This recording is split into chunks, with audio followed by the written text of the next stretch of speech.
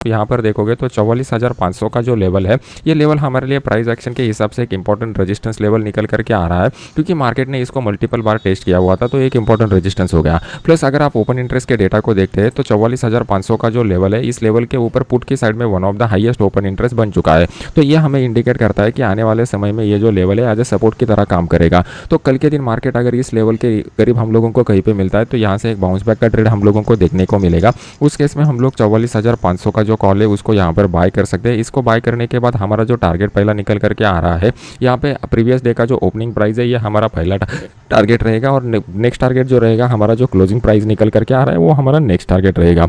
अभी इसका कंफर्मेशन हम लोगों को इंट्राडे चार्ट में भी मिलना चाहिए। अगर इंट्राडे चार्ट के ऊपर जाते हो तो हम लोगों को यहाँ पर क्लियर कर दिखाई दे रहा है कि मार्केट ने जब इस लेवल को ब्रेक किया तो दोबारा सेलर लोगों ने ट्राई किया हुआ था मार्केट को नीचे लेके आने के लिए, लेकिन यहाँ पर स्ट्रॉन्ग बाइंग हम लोगों को देखने को मिल चुका है। जब भी आप चार्ट को देखते हैं, चार्ट में आपको कौन कौन से सिनेरियो दिखाई देते हैं, तो ओवरऑल अगर आप चार्ट देखोगे तो आपको सिर्फ और सिर्फ 4 टाइप के सिनेरियो दिखाई देंगे। बस आपको उसी कॉन्टेक्स्ट में चार्ट को रीड करना आना चाहिए, तब जाके आप एक प्राइस एक्शन ट्रेडर बन पाओगे। तो सबसे पहला सिनेरियो रहता है कि मार्केट जब भी रेजिस्टेंस लेवल के करीब जाता है तो सेल ऑन द राइज का ट्रेडिंग स्ट्रेटजी की तरफ से देखना है। सपोर्ट की तरफ आएगा तो बाय ऑन द डिप्स का रणनीति हम लोगों को देखना है।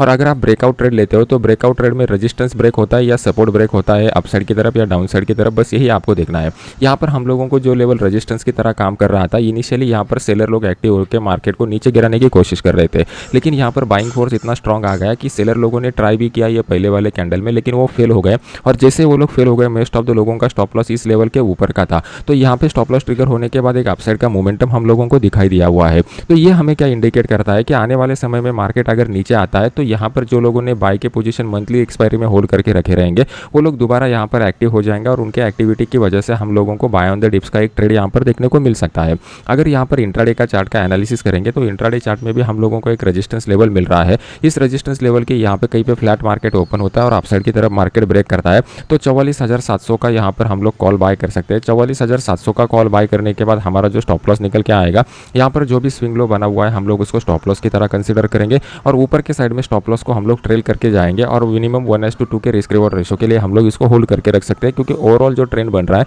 ये ओवरऑल बहुत ही स्ट्रॉन्ग अपसाइड का ट्रेंड यहाँ पर डेवलप हो चुका है, ओपन हो जाता है। तो सबसे पहले हमें इंपॉर्टेंट रेजिस्टेंस मिलने वाला है 45,000 लेवल के ऊपर।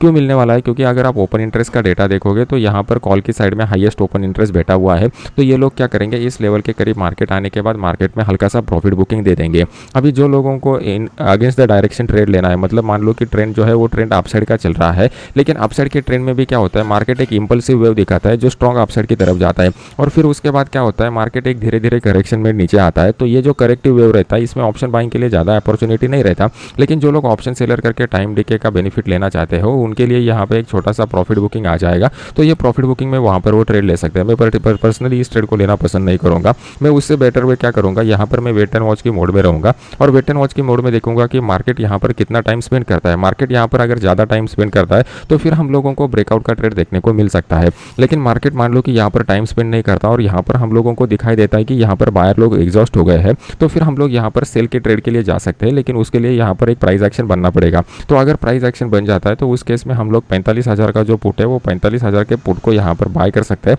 उसका जो स्टॉप लॉस निकल के आएगा वो 60 से 70 पॉइंट का इस लेवल के ऊपर का स्टॉप लॉस लगा देंगे, और नीचे की साइड में ये हमारा टारगेट लेवल रहेगा। 220 से लेकर 230 पॉइंट तक मार्केट में गिरावट हम लोगों को देखने को मिल सकती है, लेकिन उसका कंडीशन ये है कि मार्केट एक बड़े गैप अप के साथ खुलना चाहिए, तभी जाके हम लोगों को ये वाला ट्रेडिंग का बेस्ट अपॉर्चुनिटी देखने को मिल सकता है।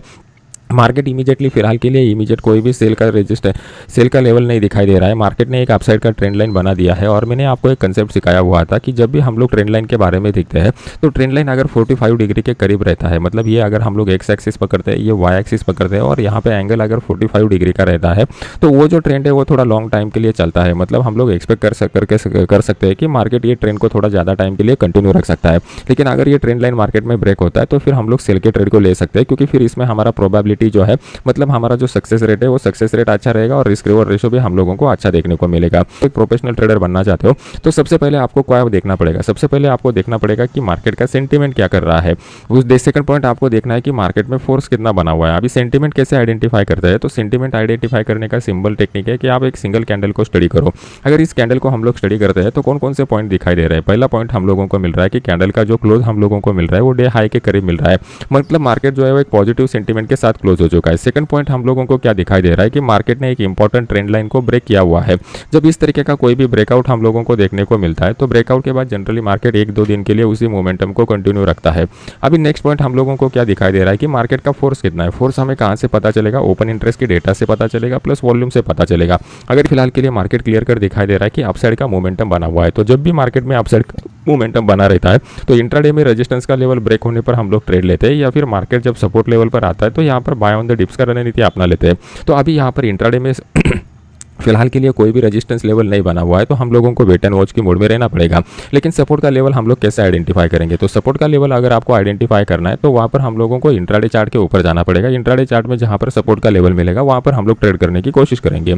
तो इंट्राडे में 15 मिनट चार्ट के ऊपर मैं आपको लेकर आया हूँ। 15 मिनट चार्ट को अगर आप ठीक से देखोगे तो आपको यहाँ पर कौन कौन से पॉइंट दिखाई दे रहे हैं, मार्केट में कहाँ से बाइंग स्टार्ट हुई है, ये हम लोगों को समझना पड़ेगा। जब आप लोगों को बाइंग का स्टार्टिंग पॉइंट समझ में आ जाएगा तो वही स्टार्टिंग पॉइंट हमारे लिए नेक्स्ट मूव का भी स्टार्टिंग पॉइंट बन सकता है। तो यहाँ पर इस जोन को अगर आप देखोगे तो इस जोन से हम लोगों को एक शार्प अपसाइड का मोमेंटम दिखाई दिया था, तो ये हमारा एक बाइंग का अपॉर्चुनिटी हो गया। फिर इस जोन को अगर हम लोग देखेंगे तो इस जोन से भी शार्प अपसाइड का मोमेंटम होगा, तो यहाँ से एक बाइंग स्टार्टिंग पॉइंट है, तो ये हमारे लिए सपोर्ट की तरह काम करेगा। तो अभी हम लोग क्या करेंगे, इस लेवल को मार्क करके रखेंगे। तो मार्क करने के लिए सिंपली आपको क्या करना है, जहां से बाइंग का स्टार्ट हुआ था उस पॉइंट को मार्क करके रखना है। इस पॉइंट के करीब अगर मार्केट आता है और मार्केट आने के बाद इस तरीके का प्राइस एक्शन स्ट्रक्चर बनाता है, कोई हैमर लाइक कैंडल पैटर्न बनाता है, कोई बुलिश इंगल्फिंग कैंडल पैटर्न बनाता है, मॉर्निंग स्टार कैंडल पैटर्न बनाता है, तो हम लोग इस केस को बाय के लिए कंसीडर कर सकते हैं। इस केस में हम लोग 19,150 का जो कॉल है उसको यहाँ पर बाय कर सकते हैं। इसको बाय करने के बाद हमारा जो स्टॉप लॉस निकल के आएगा, यहाँ पर जो भी कुछ स्विंग लो या फिर इस कैंडल का लो बना रहेगा स्टॉप लॉस की तरह कंसीडर करेंगे, और जो कल प्रीवियस वाला डे का क्लोज रहेगा वो हमारा टारगेट करके निकल के आएगा। मार्केट अगर इससे भी नीचे आता है तो नेक्स्ट का हमारा बाइंग लेवल जो निकल करके आ रहा है, तो ये वाला लेवल हमारा नेक्स्ट बाइंग लेवल निकल करके आ रहा है। अभी ये बाइंग लेवल इंपॉर्टेंट क्यों है, इसको समझने की कोशिश करो। सबसे इंपॉर्टेंट बात, यहाँ पे एक स्ट्रॉन्ग अपसाइड का मोमेंटम स्टार्ट हुआ था, तो हाई प्रोबेबिलिटी है यहाँ पर मंथली एक्सपायरी में प्लस वीकली एक्सपायरी में लोगों ने बाय कर रखा हुआ है। अभी ये लोग क्या करेंगे, या जब भी मार्केट इस लेवल के करीब आएगा, कोई प्राइस एक्शन का स्ट्रक्चर बनाएगा, तो ये लोग अपने पोजीशन में और ऐड करने की कोशिश करेंगे। तो प्राइस एक्शन का कंफर्मेशन भी मिल रहा है, प्लस ओपन इंटरेस्ट के डेटा में देखोगे तो आप यहाँ पर पुट की साइड में 19,100 का जो स्ट्राइक प्राइस है वहाँ पर पुट की साइड में हम लोगों को one of the highest open interest दिखाई दे रहा है। तो ये हमें क्लियर कट इंडिकेट कर रहा है कि यहाँ पर बायर लोग बैठे हुए हैं। तो जैसे इस तरीके का स्ट्रक्चर यहाँ पर डेवलप हो जाएगा, 19,100 का जो कॉल है उसको हम लोग यहाँ पर बाय करेंगे। इसको बाय करने के बाद हमारा जो स्टॉप लॉस निकल के आएगा, यहाँ पर जो भी स्विंग लो बनेगा हम लोग स्टॉप लॉस की तरह कंसीडर करेंगे। ये हमारा टारगेट नंबर 1 रहेगा और ये क्लोजिंग प्राइस जो रहेगा ये हमारा टारगेट नंबर 2 रहेगा।